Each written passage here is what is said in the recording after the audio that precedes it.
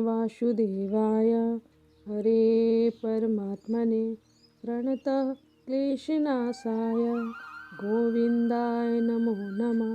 कृष्णाय वासुदेवाय हरे परमात्मने प्रणतः क्लेशनाशाय गोविन्दाय नमो नमः। राधे राधे। मैं पिछले कई वीडियो से आप सब भक्तजनों को बाबा जी के द्वारा दिए गए ज्ञान से अवगत कराता रहा हूँ। आज इसी कड़ी में अगला वीडियो प्रस्तुत कर रहा हूँ। अगर आपको यह वीडियो अच्छा लगे तो चैनल को बेल आइकन पर ऑल दबाकर सब्सक्राइब करना ना भूलें। धन्यवाद। राधे राधे। अग्रवाल जी कलकत्ता से। राधा राधा राधा राधा महाराज जी, आपके चरणों में कोटि कोटि प्रणाम। महाराज जी, मनोकामना पूर्ण करने हेतु क्या उपाय करना चाहिए? कौन सी मनोकामना? कामनाओं की तो बाजार लगी है। बाजार में जितना आपके पास पैसा होगा उतने तो सामान मिलेगी। तो कौन सी कामना, क्या लेना चाहते हो बाजार में? मन की शांति। हाँ, ये सबसे बड़ी बात है। इसकी शांति होती है जब हम भगवान का आश्रय लेकर नाम जप करते हैं और गंदे विषयों का भोगने की चिंतन और क्रिया दोनों का त्याग करते हैं। त्यागात शांति अनंतरम, त्याग से तत्काल शांति प्राप्त होती है।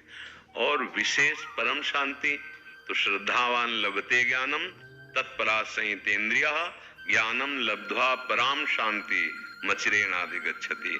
जब आप श्रद्धावान हुए तो देखो साधु संग में आए, शास्त्र स्वाध्याय करेंगे, तो इससे आपको जो ज्ञान प्राप्त हो कि हमारी इंद्रियां जो अभी तक विषयों में सुख खोजती रहीं तो न शांति मिली न सुख मिला। देखो आपकी तो परिपक्व अवस्था हो गई है। यौवन अवस्था के बाद ये जो जरा अवस्था की तरफ कदम बढ़ते हैं ना, इसका मतलब होता है आपने संसार को खूब अच्छी तरह से देखा और भोगा, लेकिन आज आपके अंदर प्रश्न आया शांति प्राप्त करने का। मतलब किसी भी क्रिया में आपको वो नहीं मिला जो आपको मिलना चाहिए था। ठीक है ना?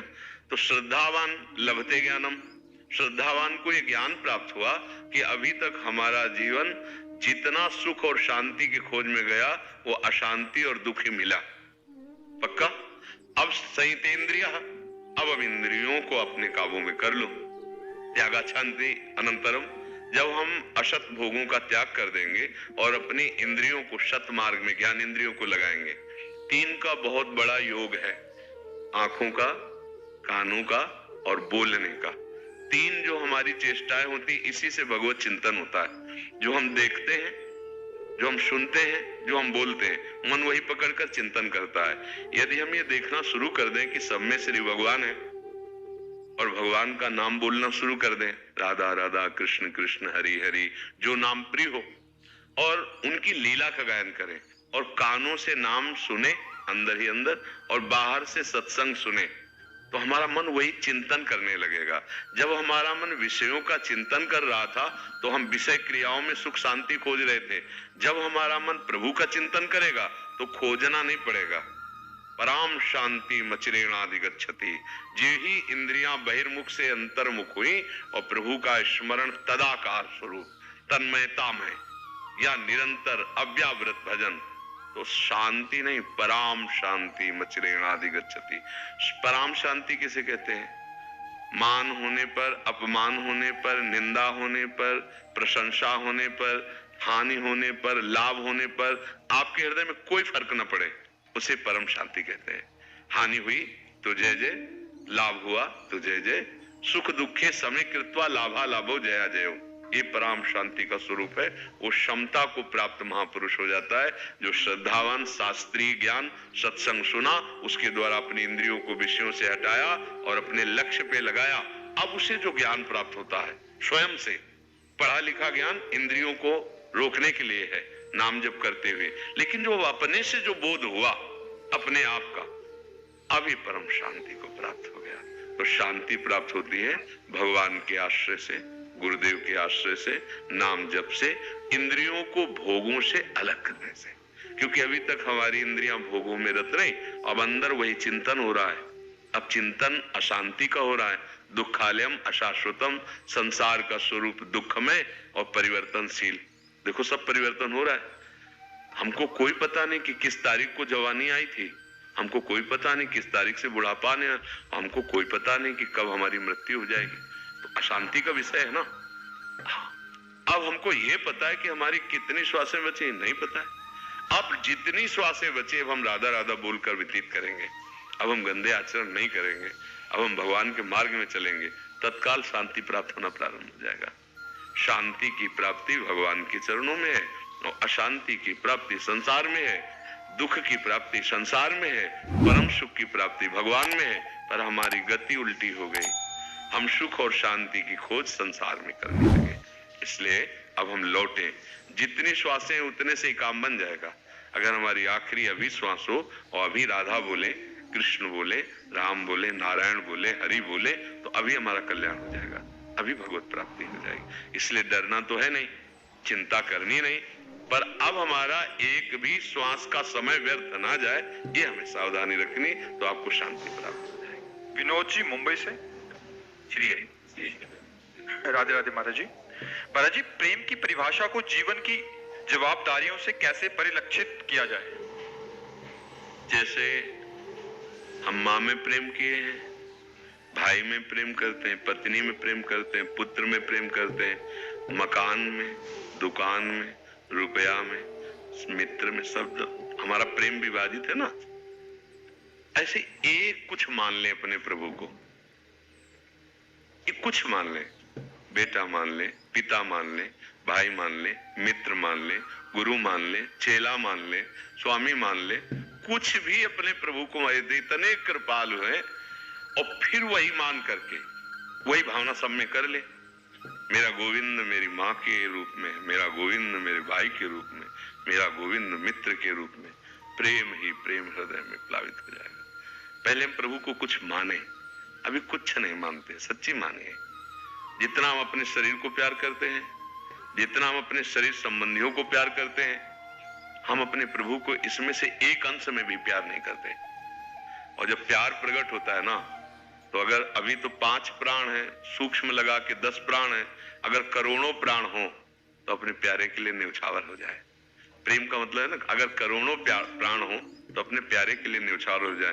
तो हम अभी वो प्यार तो करते नहीं ना प्रभु से। इसीलिए प्रभु ने मांगा कि अगर आप हमसे प्यार करना चाहते हो तो जननी जनक बंद सुत दारा, तन धन धाम सुहृद परिवारा, सबकी ममता ताग बटोरी, मम पद मन बांधे बटोरी। इसका स्वरूप यही है। ऐसा नहीं कि सबसे विमुख हो जाना है, नहीं, सब में मेरे को देखो, ये मेरे चरणों में ममता बांधना है। नाते नेह राम के मनियत, सुहृद सुसेव्य जहां लो। जितने भी संबंध है, गोविंद ना हो हृदय में, अंतर ध्यान हो जाए, तो मुर्दा शरीर को कौन प्यार करेगा? चाहे जितना प्यार करते रहो, पर फिर उस मुर्दा शरीर के पास जाने में भय लगेगा। जैसे मैया कहती ना कि एकांत में मैं डरती हूँ कि कहीं अम्बा जी आ न जाए, जगदम्बा जी आ न जाए। ऐसे ही चाहे पति हो या पत्नी हो या मित्र हो, कोई भी हो, जहां उसके अंदर से भगवान अंतर ध्यान हुए, फिर उस 100 के पास बैठने में डर लगता है। मान लो प्रिय पत्नी हो, रात में कमरे में 100 रखा हो, आपसे कहा जाए जाओ बैठो जाके, तो आप कहोगे 2-3 लोग साथ चलो अकेले। तो कहते क्यों, वही शरीर तो है। वो नहीं, वो तो चला गया। कौन? गोविंद। गोविंद चला गया। जो इंद्रियों का स्वामी था वो आत्मस्वरूप अंतर ध्यान हो गया। अब शरीर, या पति हो तो पत्नी से कहे कि बैठो चल के, और 2-3 को कहे कि साथ चलो तो हम रो लेंगे थोड़ी देर बैठ के वहां। लेकिन अकेले, यद्यपि प्राण प्रिय है, पर भगवान के जाने के बाद अप्रिय हो जाता है। और उससे कहो बनाए रखो 2-4 दिन, पैसा दे के हटवाएगी या पैसा दे के हम हटाएंगे। कि अब वो तो चले गए, कौन? उनसे परिचय नहीं था, पर प्यार उन्हीं से करते थे। तो जान के कर जो तो भक्ति हो जाएगी और भगवान की प्राप्ति हो जाएगी। सब में वही रमा है, बस ये जान जाओ तो असली प्यार हो जाएगा। अभी हम क्या समझते हैं कि 2 भाग कर लिए, एक संसार भाग और एक प्रभु का भाग। माला चला दी थोड़ी देर, थोड़ी देर आरती पूजा और भगवान को भोग आदि लगा दिया, ये तो हुआ परमार्थ भजन। अब हम जा रहे हैं अपने संसार के काम में। प्रेम नहीं प्रकट होगा, नहीं प्रकट होगा। वहां चूक हो जाए तो चलेगा विग्रह सेवा में, लेकिन समाज सेवा में चूक नहीं होनी चाहिए। जिसके साथ जो धर्मयुक्त व्यवहार है वैसा ही व्यवहार, वैसा ही कर्तव्य। जैसे वे कभी अधिकारी कर रहे थे कि कभी कभी मेरा हृदय दुखी होता है कि मुझे क्रूरता लानी पड़ती है, क्योंकि अधिकार उनका इस कर्तव्य का, तो उनका एक क्रूरता ही विधि है, क्रूरता ही वजन है, क्योंकि उस समय घोर अपराधी को दंड देना है। अब दया अगर हृदय में रखेंगे तो ये सेवा नहीं बन पाएगी ना दंड वाली सेवा के लिए तो क्रूरता लानी पड़ेगी ना। बस यही चतुरता सीखनी है। हमारा जो कर्तव्य है और जितना हम कानून के अंतर्गत, शास्त्र या अपने भारतीय संविधान के अंतर्गत हम वैसे ही चलेंगे, उसके विरुद्ध आचरण नहीं करेंगे और सब में भगवत भाव देखेंगे। और अब जैसे भगवान रोग रूप से आए तो औषधि रूप से पूजा, भगवान दुष्ट रूप से आए तो दंड रूप से पूजा, अधर्मी रूप से आए तो हम उनको दंड देंगे, बख्शेंगे नहीं। अब हमारा अधिकार नहीं दंड देने का, तो हम उनको बंदी बनाएंगे और वहां ले जाएंगे जहां अधिकार है दंड देने का। बिल्कुल अपने कर्तव्य का ठीक से पालन करे तो अब भगवान से प्रेम हो जाएगा। जैसे अम्बरीश जी चक्रवर्ती सम्राट थे ना, पर सम्राट का सारा कार्य होता है, पर उनकी रक्षा में सुदर्शन चक्र लगा था, क्योंकि वो भगवान से प्यार करते थे। तो ये नहीं कि हम भगवत भाव सब में करेंगे तो हम फिर पिटाई कैसे कर पाएंगे। मान लो आप ऑफिसर हैं, आपको दंड देना है, तो पिटाई कैसे नहीं, बहुत अच्छे से होगी। अगर हमको प्रलोभन दे दिया जाए और हम अधर्मी को छोड़ दें और फिर किसी निर्दोष की पिटाई करें, तो वो पिटाई ब्याज सहित आपके ऊपर आएगी, वो ब्याज सहित आएगी और ऐसा कष्ट मिलेगा कि आप बता भी नहीं पाओगे। जब ऊपर से निर्णय आता है ना, तो भीतर हाल चोट होती है अंदर की। हृदय ऐसा जलता है कि उसको एक ही रास्ता दिखाई देता है कि अपने हाथ से अपने को, आप ये पक्की बात समझ लो। बोले ये क्यों हुआ? बोले कोई ऐसा पाप जिसका निर्णय यहां नहीं हुआ, ऊपर से होके निर्णय आ रहा है, अब वो सीधे बुद्धि पे बैठ गया। अब बुद्धि ने सोचा कि अभी विपत्ति से निकलने के लिए एक ही उपाय है। इसलिए हम सबसे प्रार्थना करते हैं, अपने कर्तव्य का पालन करो, अधर्माचरण मत करो। जिसे तुम्हें पता हो गया कि अधर्म है, अब अगर उसको किया तो कोई जाने या ना जाने, वो आपके मन पर इतना भारी पड़ेगा कि आप सह नहीं पाएंगे। शरीर की मार हम सह सकते हैं, जैसे रोग आ गया या कोई पीड़ा हो रही, और हम सत्य पे चलते हैं तो हर मार, देखो हमारे देशवासी स्वतंत्रता जो सेनानी बने, उनको कितना विदेशियों ने कष्ट दिया, बहुत कष्ट दिया, पर कष्ट होते हुए भी उनको दुख नहीं था, क्योंकि अपने राष्ट्र को स्वतंत्र करने के लिए अपनी जान की बाजी लगा रहे थे ना।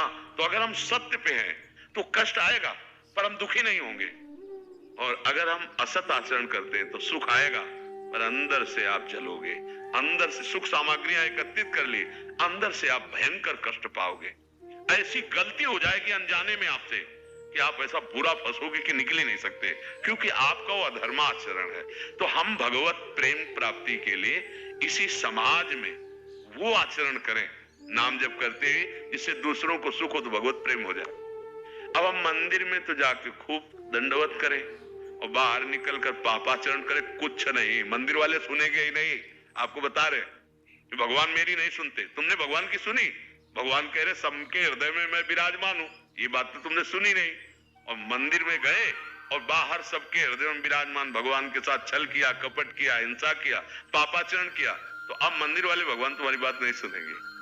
ऐसे प्रेम हो जाता है। हम नाम जप करें, अपने कर्तव्य का पालन करें और यथा योग्य, कर्तव्य कहते हैं यथा योग्य, जैसे दुष्ट को दंड देना कर्तव्य है और निरपराध को मुक्त कर देना, निर्दोष को मुक्त कर देना, ये कर्तव्य है। तो कर्तव्य का मतलब है जो हमें पद मिला है, जो हमें संसारिक धर्म मिला है, उसका पालन करते हैं। हाँ, नाम जप।